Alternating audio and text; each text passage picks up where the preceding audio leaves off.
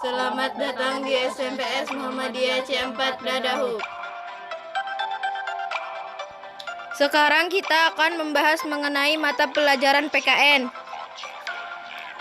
Bab 2. Menumbuhkan kesadaran terhadap Undang-Undang Dasar Negara Republik Indonesia. 1. Kedudukan dan makna pembukaan Undang-Undang Dasar Negara Republik Indonesia tahun 1945. 2.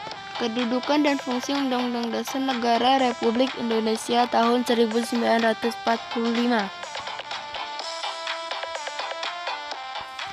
Sistematika Undang-Undang Dasar 1945 sebelum amandemen. 1. Pembukaan. 2. Batang tubuh. 3. Penjelasan setelah amandemen. 1. Pembukaan. 2. Pasal-pasal.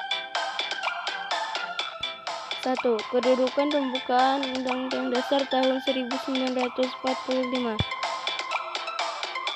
Undang-Undang Dasar merupakan hukum dasar yang tertulis. Undang-Undang Dasar 1945 merupakan sumber hukum bagi peraturan perundang-undangan dan merupakan hukum tertinggi dalam tata urutan peraturan perundang-undangan di Indonesia. 2. Hubungan pembukaan dan proklamasi kemerdekaan. Hubungan pembukaan dan proklamasi kemerdekaan memuat hal pokok. 1. Pernyataan kemerdekaan bangsa Indonesia. 2. Tindakan yang harus segera dilakukan dengan pernyataan kemerdekaan. 3. Pembukaan memuat pokok kaidah negara yang fundamental.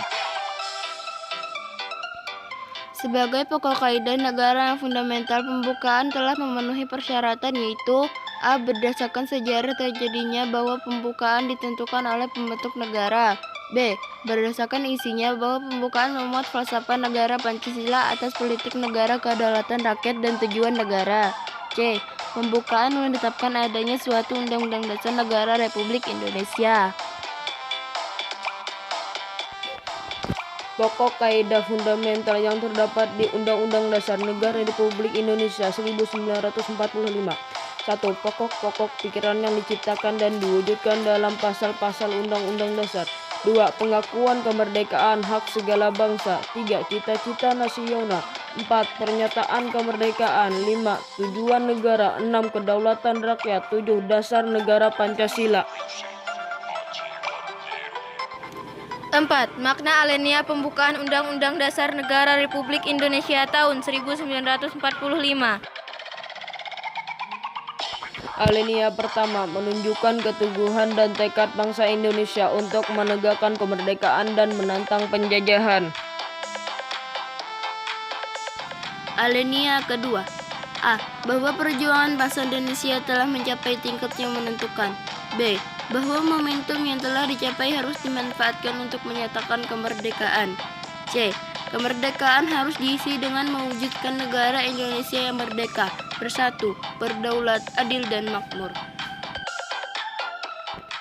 Alinea ketiga memuat bahwa kemerdekaan didorong oleh motivasi spiritual, motivasi real dan material, yaitu kegigihan luhur bangsa supaya kehidupan yang bebas.